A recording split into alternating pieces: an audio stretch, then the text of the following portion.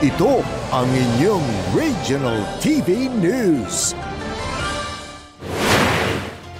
Ihatid na natin ang mga balita ng GMA Regional TV mula sa Luzon.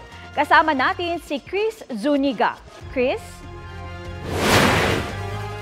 Salamat, Katrina. Nabiktima ng pekeng pera ang isang tindera sa Lipa, Batangas. Habang sa Calasiao, Pangasinan naman, nahuli kam ang pagtangay sa isang mountain bike.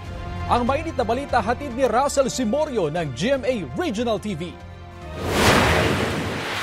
Sa kuha ng CCTV, makikita ang isang lalaking sakay ng bisikleta na huminto sa harap ng isang bahay sa Calasiao, Pangasinan.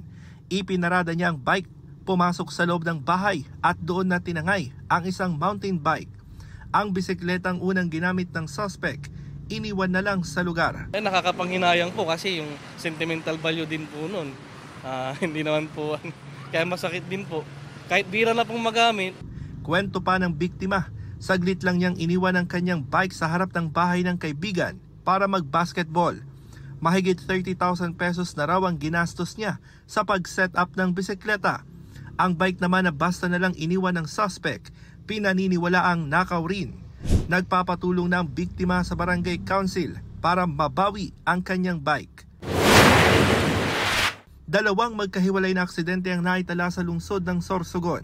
Ang una, sangkot ang isang delivery tricycle at isang van sa crossing ng Coastal Road. Sa report ng rescue group na SK3, pareho raw na hindi nakapagpreno ang dalawang sasakyan.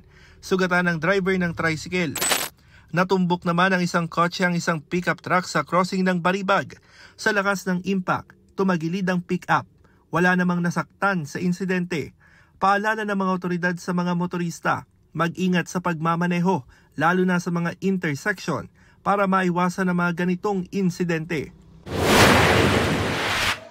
Nabiktima ng peking pera ang isang tinderang senior citizen sa Lipa City Public Market. Huli na raw nang makita niyang peke at gawa-gawa lang sa bond paper ang 1,000 pisong ipinambayad sa kanya ng customer na bumili ng isang pirasong bangus. Ibang pagkapapel. Ay sa akin ako peke din ako habol ng aking boy paparoon.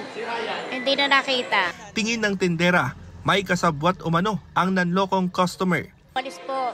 Mamaya babalik na lang kami. Tapos bumalik, yung babae lang. Hindi nakasama yung lalaki. Iba nang ibinayad sa akin. May dalawa pa raw fish vendor na nabiktima rin ng peking pera. Bili ng pamunuan ng palengke, kilatisin ng tinatanggap na pera. Pinakikusap ko kung ma-distinguish nila yung tao, ipagbigay alam po sa amin at kami po ay handang tumulong at may kapulisan po tayong kasama rito. Paalala ng Bangko Sentral para hindi mabiktima ng peking pera, sa latin ito para maramdaman ang mga security feature.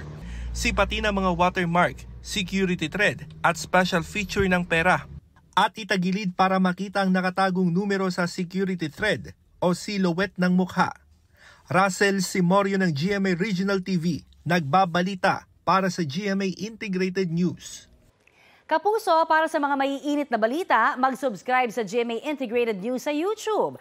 Sa mga kapuso naman abroad, subaybayan nyo kami sa GMA Pinoy TV at sa www.gmanews.tv.